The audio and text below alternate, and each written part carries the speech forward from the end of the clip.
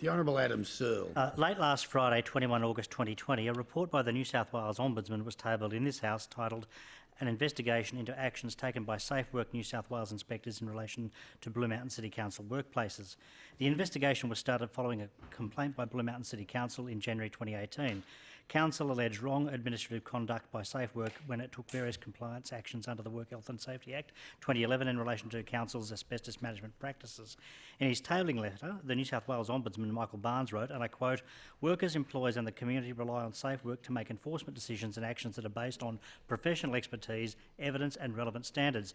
These decisions and actions must reflect the seriousness of the risk and the potential for harm in the workplace. In my investigation, however, I identified a number of occasions where SafeWork's compliance notices were issued contrary to law.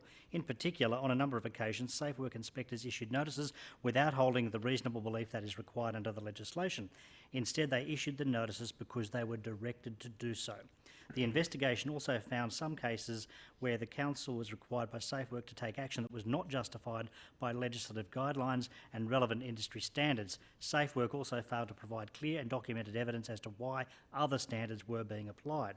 The impact of SafeWork's conduct in the cases identified imposed significant financial costs on Blue Mountain City Council and therefore indirectly on its ratepayers. I've recommended that SafeWork apologise to the Council and provide compensation for the undue expenses caused by its actions," unquote. The report found further that, and I quote again, "The then Minister for Local Government and the then Minister for Better Regulation maintained close and direct involvement in the events, culminating in a public inquiry into BMCC, which is still ongoing," unquote. Those events included not only the SafeWork investigation, but also the initiating of a criminal prosecution against the Council, which was discontinued, an unsuccessful attempt by the former Minister Upton to dismiss the elected Council, and then the public inquiry. I note that the three reports that have so far emerged from this inquiry have found no wrongdoing by the Council and have supported Council's swift and comprehensive actions to address issues concerning its management of asbestos. In the Ombudsman's report, one senior SafeWork executive stated that, quote, SafeWork's investigations was being undertaken in a climate of unrelenting media, public, ministerial and executive pressure, including ministerial demands by two ministers, unquote. This also occurred, quote, in an environment that was elevating community concern and fear throughout the Blue Mountains community.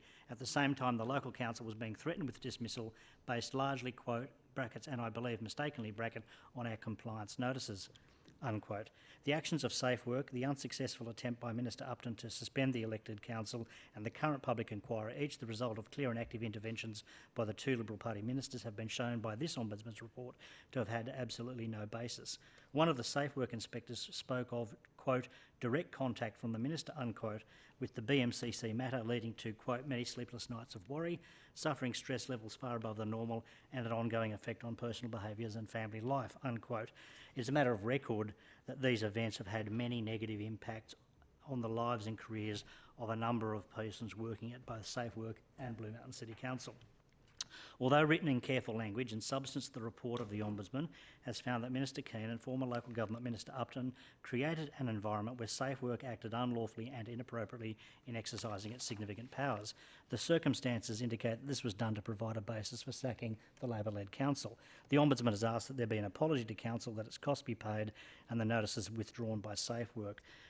Mr Deputy President, this is unprecedented. SafeWork is supposed to be the independent regulator of workplace safety in this state. Everyone should be able to have confidence in its independence and its impartiality. WHS laws are criminal in nature, a serious matter. It is clear that the pressure Minister Keane brought to bear on his agency caused it to act in a way that it would not have if left to itself in its investigation into the Council.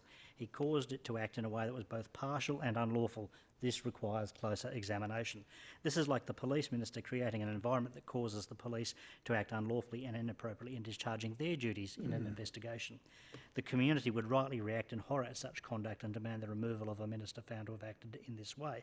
I note that this evening the Council has resolved to explore the taking of further actions, including potential legal action against those responsible.